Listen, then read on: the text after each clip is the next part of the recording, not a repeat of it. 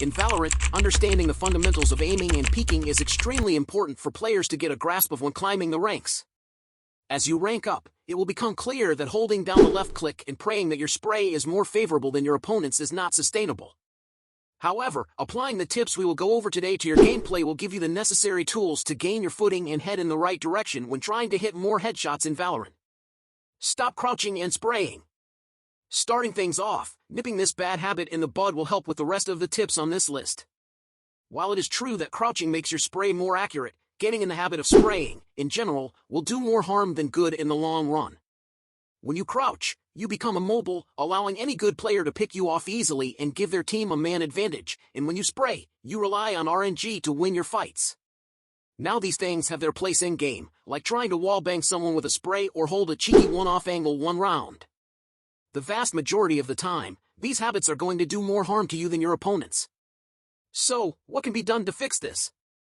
The easiest way to address this issue is to unbind your crouch key so that nothing happens when your reflex to crouch in a fight is triggered.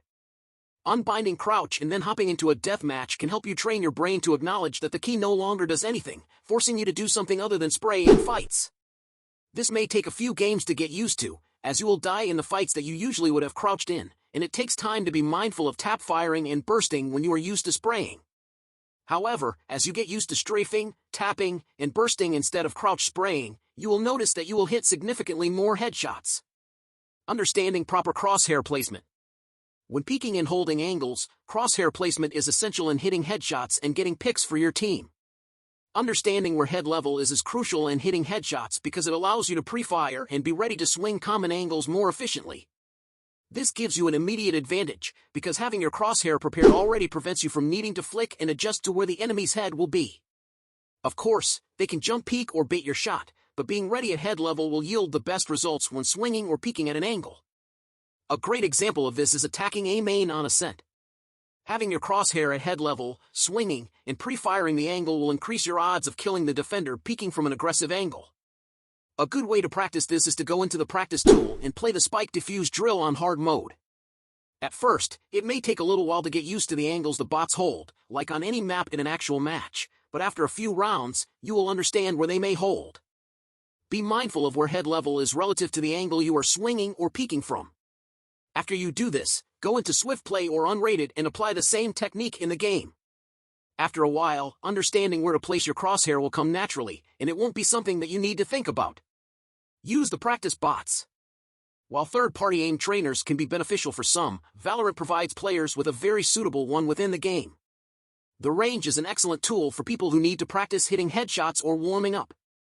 Think about it, the bots replicate the models of every character in the game. They are the same height and have the same hitbox. So, it can be the perfect tool for practicing headshots. Both basic bot drills help practice flicking, counter-strafing, and tracking. After all, the practice tool is in the game to help players with their aim and warm-ups. One drill that can help with flicking to the head goes as follows: enable the default practice bots and turn off strafing. Next, go all the way to either the back right or left corner. Ensure that the bots have full armor and that you use a weapon that will kill from any distance with a headshot. Next, start killing bots, but try and only aim for the head. After a few kills, move over and start again. Repeat this process until you end up in the other corner of the room. This drill aims to help with the feeling of flicking and adjusting your positioning. Eventually, once this gets too easy, you can turn on strafing and add your own counter-strafing.